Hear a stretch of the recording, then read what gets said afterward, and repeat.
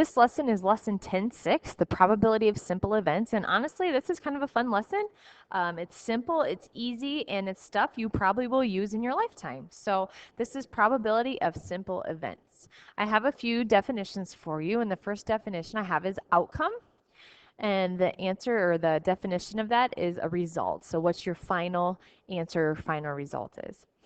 A simple event is one outcome or a collection of outcomes. Basically, it's doing one thing, spinning a spinner, rolling a dice, flipping a coin. If you do that one thing, that simple thing, what is your probability of that thing?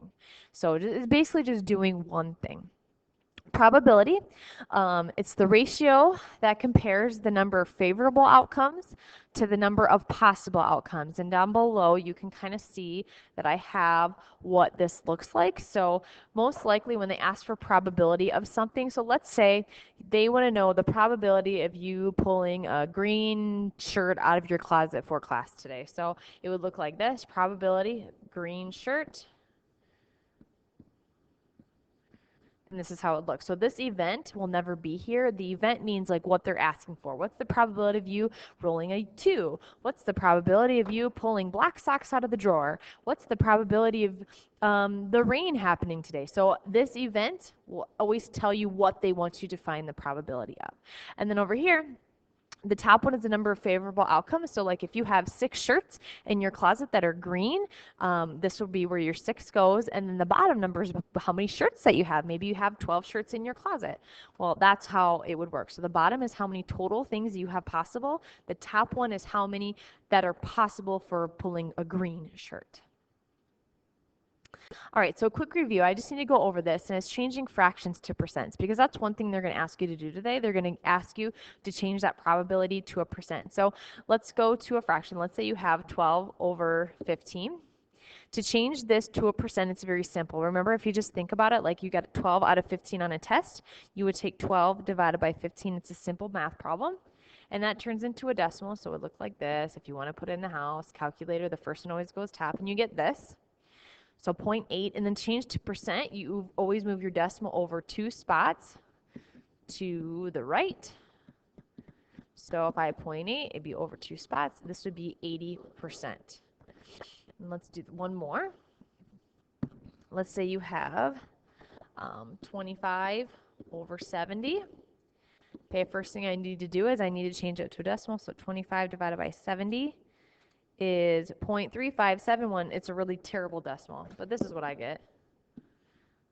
357. I'm just going to leave it at that. It goes on forever. Okay.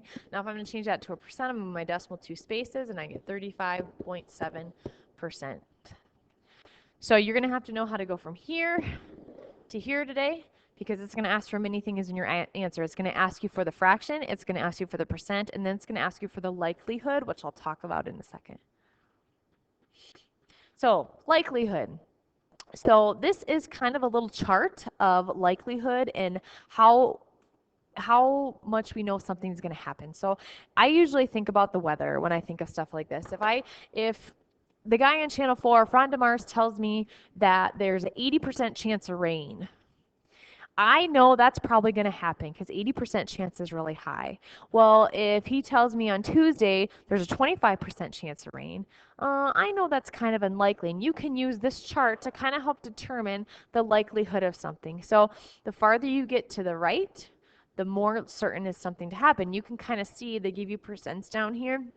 And you can kind of determine, even if you have something that says like, oh, if it's a 60% chance, that's pretty likely. I mean, that's, possible that could happen. Even if you have like a 40% chance, it's possible, but probably more unlikely. So using this chart, and I believe this is probably also in your book, you can use this to help figure out what is likely and what is not. So like if I would go back here, and they say, what's the likelihood of this to happen? I would say unlikely. So I'd have 3 answers. I'd say this, and I'd say unlikely. So those are the 3 types of answers you're going to have for every problem today, and I'll show you how that's going to work. All right, so here's an example of finding probability. So it says a bag has 7 pink, 2 white, and 6 blue marbles. So I'm just going to draw a picture of that. So I have 7 pink, 5, 6, 7. I have 2 white, and I have 6 blue.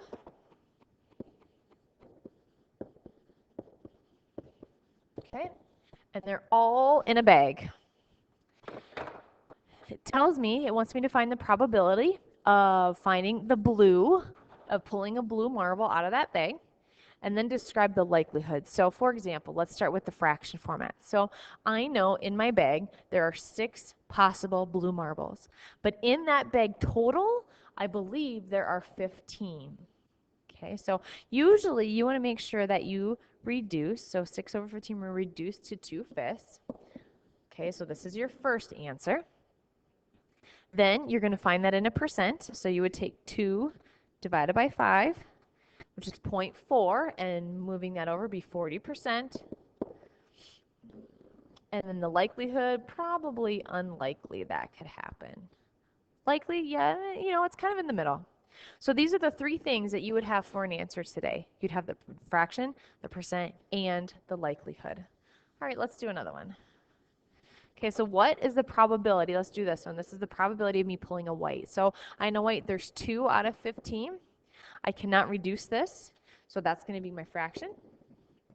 Changing that to a percent. 2 divided by 15 is 0.133333, so it's actually 13.3 repeating percent. And then this is really unlikely for this to happen. Oops. Unlikely. So these 3 answers is what you'd have. Okay, so the next one says, it's kind of a tricky one. It says find the probability of not pink. So we want to find the probability of us not choosing a pink. So in that bag, how many aren't pink? Well, I have 6 blue and I have 2 white. So 6 plus 2 would be 8. 8 out of 15 are not pink. I'm going to reduce that. That reduces to, I guess it doesn't reduce. And then I'm going to make it a percent, 8 divided by 15, which is 0.53333 repeating. So that's about 53.3%. And then the certainty is as, I think, how is it stated over here? It says as likely as not.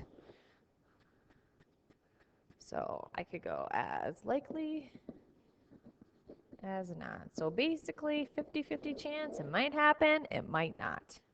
So that's how you find simple probability. It's actually pretty simple. We'll do a few others, and then I'll let you go. So this is kind of cool. I actually found some things on my smartboard that I can actually use, and we actually can do experiments and roll dice. So we're going to find just some simple probability with dice quick. So it says Kevin rolls a dice. Find the probability that he's going to get an even. Well, if I think of my dice, I have 1 through 6 on there, and I have 3 possible things to get an even. I can do a 2, I can do 4, and I can do a 6. So that's 3 numbers that I can roll as an even.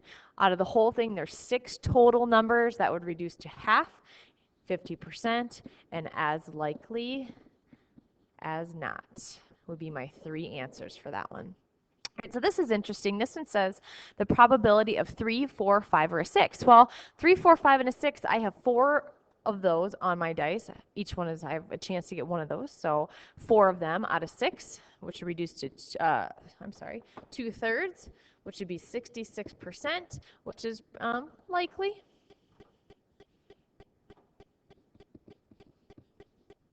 All right, that would be your answer for those. And make sure when they say describe the likelihood, you have something like this. All right, last one. So I have a spinner here. It says find the probability, again the fraction and percent, and the likelihood. So this one, it says find the probability of spinning a purple. On there I have 1 out of 8. I think the number 7 is purple. So 1 out of 8 possibilities. I have 1 purple, but there's 8 sections. 1 out of 8 is going to be a terrible, no, not too bad. It's 0.125, so 12.5%, and this would be unlikely.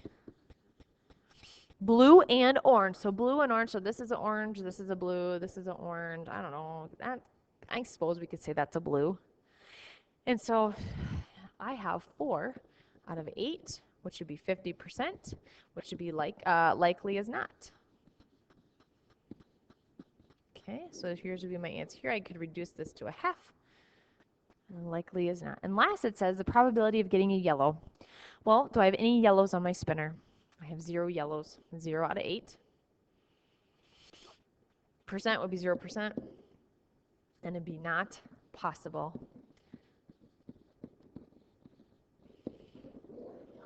There we go.